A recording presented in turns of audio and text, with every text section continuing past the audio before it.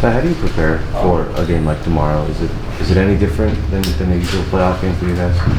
No, I mean, just, I think the preparation comes from just cleaning up some things we can get better at on both sides of the basketball. Offensively, just our turnovers, like get 11-point lead. I think we turned over 5 out of 9 possessions, which kind of gave them some energy to get back in the game offensively. So taking care of the basketball, especially when we get these leads, we start turning the ball over and allow them to get easy baskets. And then defensively, just rebounding the ball better is one, but then also continue with our physicality, but making sure we're smart. Can't allow them to keep shooting so many free throws, but I like what we're doing, and just see if we can get a better, and we'll be better. The multiple guard lineups for you guys in the regular season just didn't work for whatever reason, but in the last 2 fourth quarters, you guys have scored by 9. What has them working in the fourth in these last 2 games that wasn't really working before that? I just think our pace. I think being able to, if we get stops, get out in transition. We got multiple guys that can attack the basket, and so we have been really aggressive in this series. We talked about being aggressive, attacking the paint, and we've done that. I mean, we've increased our attack rate, tremendously. So we just got to continue to keep doing that, and just keep going, keep attacking. But then we got to make the right play once we get there. What's your update on Kawhi? He's not practicing today. He's getting treatment. Have you learned anything new about what Kawhi's dealing with compared to when you first found out last week? No, sir. When you have a situation like that, and it's been like this pretty much most of the season, but when you have a situation where you kind of have to be front-facing and kind of lead the team through everything when guys are hurt, when guys are dealing with an injury, and you got people from the outside talking about how, maybe he could play or maybe he couldn't.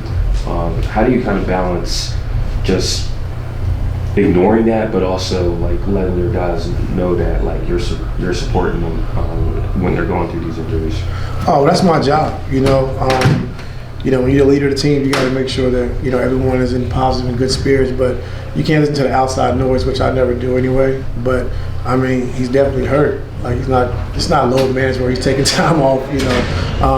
He's shown in his past that he's played through injuries in the playoffs, and so if it's something he can't play through, then it has to be pretty serious. And so we're not talking about he's sitting out because he's load management or he's tired or nothing like that. Like it's a actual thing. So what the outside is saying, like who cares? So like I said, my job is to make sure we have good spirits. Like I said, I trust the guys that we have on the floor now. We're doing some good things and some things we just got to clean up and get better with, especially when you're playing a highly talented team like Phoenix. It's things you got to clean up. Your margin for error is very slim. And if we clean up a few things, like you said, we've been in every game and we've been close, but we got to be able to get over that hump, and we can do that by taking care of the basketball, rebounding the basketball, and then just try to keep these guys off the free throw line as much as possible. What work do you think PG is going to be able to do today? What? What work do you think he'll be able to do today? Whatever he's doing right now. What's that? Y'all know, get your camcorders out. Y'all love phones. He's out there, so that's what he'll be doing today. Why getting treatment mean there's a possibility he can play more, or are you anticipating that there's not? I mean, it's always a possibility, yes. Is there any wrinkles you have left up your sleeves to pull out for tomorrow? Yeah, we got a couple.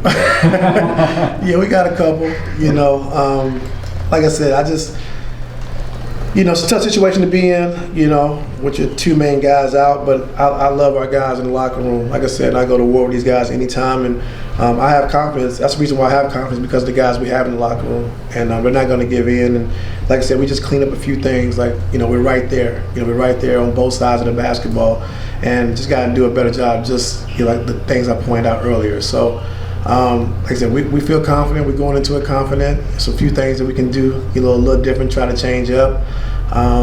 But like I said, when they have, Booker playing at a high level, KD playing at a high level, and CP played the way he did the other night, like I said, you can't have a lot of mistakes. You got to be on point on both sides of the basketball. Has it already been we're emptying everything out of the tank already, or is it like tomorrow's we're doing everything we can? Well, we have no choice. Yeah. I mean, it's either win or go home. And so we just got to bring everything. And so a lot of different things, a lot of different adjustments. Just try to keep them off balance, and go from there. Ty, Phoenix shooting 50% in the mid-range for the series. Obviously, they have guys who are prolific there. Process-wise, when you don't see the results line up with the process that you guys have put forth game plan-wise, can it get frustrating? Because I know you want them to take mid-range shots, but when they're making them at a high level, can it get a tad frustrating? We don't really want them taking mid-range shots. We want our bigs to be up a little bit more to try to take away that little pocket. But it's tough, with the actions they run. A lot of times our bigs are dropping back, tag, and then they run into the pick and roll, which allow them to get to their mid-range. So those are some things we got to clean up. But we want to be up on the pick and roll. Like I said, make that little pocket pass to Aiden, who's a great mid-range shooter as well. But we got to get back to him. So we just got to mix up our coverages. We got to understand what we're doing and do it well. And so just keep mixing it up. Like I said, they're great players, and so you can't give them steady data the same thing or they'll pick you apart. And so we just got to be ready to adjust as the game goes on. It's kind of. Go ahead, Justin. No, he can go. He wasn't That's finished. fine. He wasn't finished. I was just going to ask you what grade you would give your defense through the first 4 games. Like, what letter grade would you have given? Because you mentioned you need to do better being up on the screens. You need to be better. Yeah, I would give us a B. I think our physicality has been great. Which allowed him to get to the free throw line. But I thought KD's first 6 free throws, I thought we did a good job of playing them. And then he got to the free throw line. So I thought we did a good job. With that. And so the physicality is what we're going to bring is 1. 2, I think rebounding basketball, which we haven't been great. I thought game 1 we did a good job, but anytime you're missing Kawhi and PG, our rebound is going to go down significantly. So we already understand that. So we got to do a better job hitting bodies. But I think our bigs when they are up, our numbers are a lot better. Being up, and it's hard for us. Zeus 7-1 to be up every single play, every possession as the game is going on. But he's doing his best. But we just got to do a little better with that. But I thought defensively, I would give our guys a B.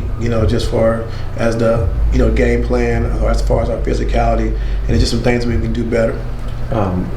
As a leader, how have you been able to try to keep these guys not demoralized, head up, considering kind of the unlucky injury luck you guys have had of late? Yeah, they're not demoralized. I think, like I said, it starts with Russ. In that locker room, he's gonna play the same way whether I'm on the floor with him or Michael Jordan's on the floor with him. It don't matter. He's gonna play the same way, and he gives our guys in the locker room. He gives those guys a belief that we can win, and the guys in the locker room who's been through the last couple of years, they believe we can win as well. But when you going against, you facing a really good team, it's just the things we got to clean up, and you can't have those. Our margin for error is just so small, so we just got to make sure that we're better in that regard. We're playing good, we're getting off to good starts, good leads, and then we got to be able to sustain it. But we just got to do a good job taking care of the basketball. And then I know you mentioned the other day, I felt like starting Marcus, but that 4 spot hasn't given you much offense. And I know you said offense is the biggest thing there, but what are you looking for out of that spot when you make a switch Marcus for Nico like that? Well, Marcus, I think in the playoffs, he first of all, he's played good against Phoenix, just in general. But then, he's 5th all time for guys who's taking, I think, over 100 threes in the playoffs. He's 5th all time in 3-point field goal percentage. So we know he can make shots. He hasn't played in a while, so we just thought from that spot, be a guy who can make some shots. If they put small guys on like Booker and CP, can post at times, which they double teamed in game 3. Then, last game they let him play a little bit one-on-one. And so just mixing up in that regard. Russ has done so much for you guys. What more can you do? What more do you need to see from him going forward in the series?